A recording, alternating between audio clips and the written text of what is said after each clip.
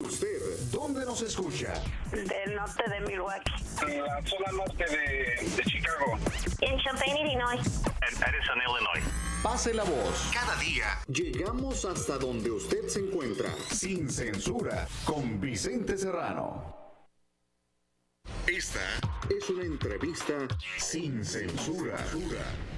Resulta que el gobernador de Chiapas, en medio de la tensión por las manifestaciones de los profesores que se oponen a la imposición de la reforma educativa, utilizó una frase, aquella de Díaz Ordaz, de hemos sido tolerantes hasta excesos criticables, y ustedes ya saben la historia. Díaz Ordaz, bueno, días después se disculpó Manuel Velasco, el esposo de Anaí, por utilizar esta frase Díaz Ordazista, y vuelve a arremeter contra los profesores. Y en momentos en que se habla de Oaxaca, en momentos en que se habla de Michoacán, de Guerrero, hay que decirlo, los profesores siguen alzados, siguen en las calles, siguen protestando, siguen manifestándose en Chiapas. Y en medio de esta tensión, al pendiente, don Isaín Mandujano, corresponsal de la revista Proceso, allá precisamente en Chiapas, a quien saludo con mucho gusto. Isaín, ¿cómo te va? Buenos días. Buenos días, pues mucho gusto, Vicente. Aquí desde Chiapas estamos siguiendo desde hace más de 50 días el movimiento magisterial que se ha desatado en esta región del país y en diferentes estados de la República Mexicana. Oye, Isaín, pues nada ayudan los dichos del gobernador a esta situación que nosotros hemos reportado en Sin Censura y que no reportan con claridad muchos medios de comunicación. Por eso aplaudir la labor que realizas tú a través de las redes sociales, a través de los artículos que publicas en Proceso. Nada ayudan estos dichos a la tensión en Chiapas. Efectivamente, como tú ya has referido, la semana pasada en una conferencia de prensa el gobernador Manuel Velasco Cuello recurrió a una cita muy célebre del malogrado expresidente mexicano Gustavo Díaz Ordaz.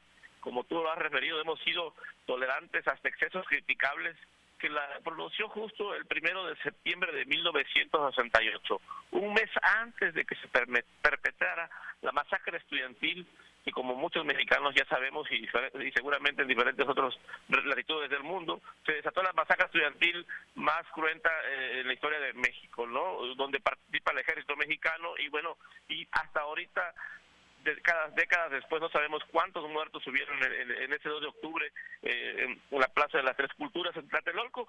Y bueno, después de ser cuestionado y criticado, el gobernador tuvo que pedir una disculpa, ofrecer una disculpa a todos los que se hayan sentido agraviados. Eso no fue todo, porque se dan un contexto de represión, de movilizaciones, y dijeron, bueno, si eso está diciendo el gobernador Manuel Velasco, ¿qué viene entonces después? Una masacre, era la pregunta, ¿no? Sin embargo, bueno, la historia no para ahí. Hace 2 o 3 días el gobernador también volvió a arremeter, a fustigar al movimiento magisterial, que llevan más de 50 días en el estado, en el país.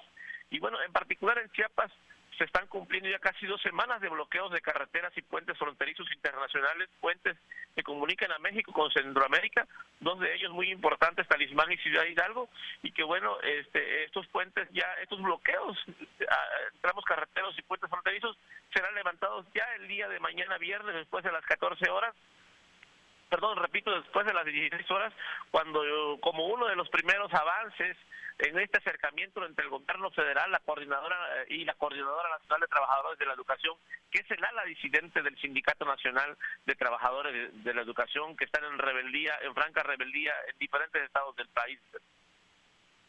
Isaín, para continuar, ¿dónde te puede seguir nuestra gente para que lea la cobertura de medios serios, de corresponsables responsables como tú? ¿Cómo te sigue nuestra gente en las redes sociales, por favor? Pues mira, estamos dando la cobertura en proceso.com.mx, que es la revista nacional e internacional para la cual laboro desde hace 18 años y soy corresponsal en Chiapas, y también tenemos por ahí un proyecto periodístico chiapaneco, que es como una ventana de Chiapas para el mundo, que se llama chiapasparalelo.com, desde la cual estamos reportando y hemos dado seguimiento en la fanpage en Facebook Chiapas Paralelo. También hemos tenido un gran crecimiento y sorprendidos de este crecimiento, porque estamos dándole pormenores a la gente de lo que está pasando. Los propios maestros informan primero a veces de lo que están haciendo otros de sus compañeros maestros en otros estados del país y en otras regiones del estado de Chiapas. Y bueno, también estoy en @Isaín en Twitter, y bueno, me pueden buscar como Mandujano Isaín en Facebook, y ahí estamos reportando paso a paso todo lo que está pasando en Chiapas, Vicente. Isaín, malfildearon en términos de béisbol las autoridades mexicanas, los gobernantes, esta rebelión de los profesores luego de la imposición de la reforma educativa, o el intento de, porque recuerdo que hace unas semanas el secretario de Educación Pública, Aurelio Nuño, minimizó el movimiento magisterial en Chiapas. Han llegado ya los 50 días. ¿Cómo cuantificar eso que en su momento subestimó y desestimó el secretario de Educación Pública? ¿Cómo decirle a nuestra gente a ciencia cierta qué tan importante es esta movilización magisterial en Chiapas? Y no sé si se puede hacer con números, pero ¿qué es lo que nos puedes decir de lo que se vive en Chiapas en momentos en que se habla, bueno, por parte de medios corporativos, de un desabasto provocado por las manifestaciones en Oaxaca, por ejemplo? En Chiapas, ¿qué se vive? Mira, ¿qué te puedo decir? El gobierno federal dejó crecer el movimiento magisterial.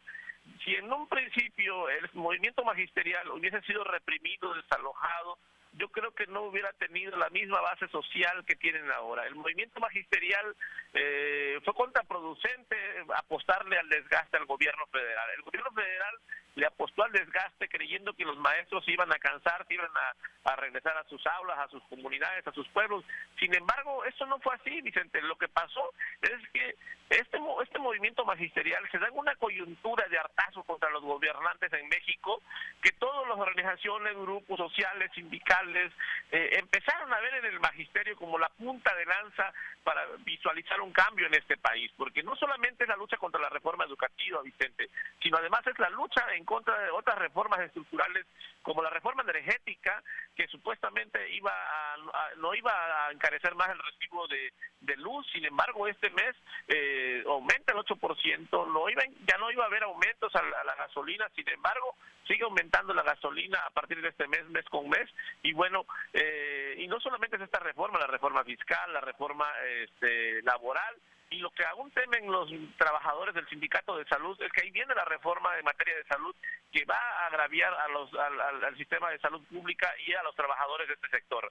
Hay una fuerte movilización en torno al movimiento magisterial, te quiero decir, al menos desde la región del sureste mexicano, acá en Chiapas, hemos sido testigos de cómo la gente coopera, ayuda, da comida, da dinero. Precisamente los zapatistas que tenían un evento el fin de mes de este mes de julio, el próximo fin de semana estarán donando 10 toneladas de víveres, de alimentos que ellos tenían previsto para una concentración masiva de sus bases de apoyo a finales de este mes durante 7 días. Ellos deciden suspender su evento y dicen: por ahora la lucha más importante es la que está dando el movimiento magisterial en México, y bueno, y tenemos que ser congruentes y consecuentes, y lo menos que podemos hacer es dar la comida para que ellos puedan seguir subsistiendo en esta lucha. Confírmame entonces, en lugar de ir hacia abajo, como lo esperaba el gobierno, está tomando vuelo este movimiento magisterial, y sí tiene impacto el apoyo del EZLN, el Ejército Zapatista de Liberación Nacional, al movimiento magisterial, al decirles: no te arrugues, cuero viejo, que te quiero pa' tambor. En efecto, así han sido los comunicados más recientes del EZLN, un movimiento que pocas veces se expresa a favor del movimiento magisterial.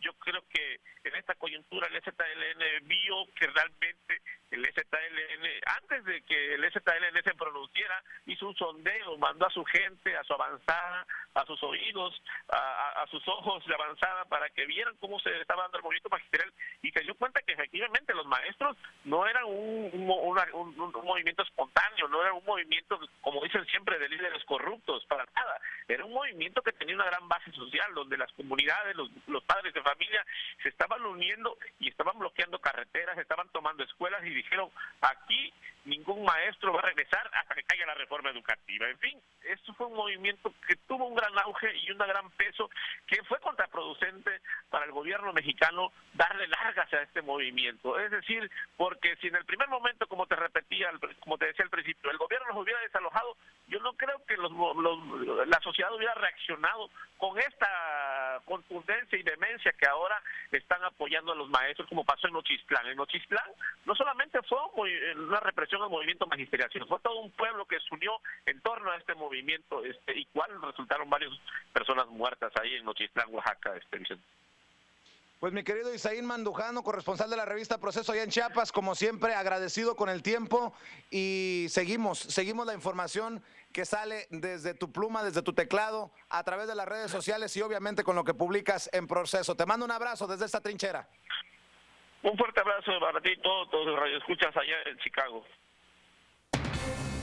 Una comunidad bien informada es una comunidad fuerte. Continuamos informándolo como usted se merece. Sin censura. Con Vicente Serrano.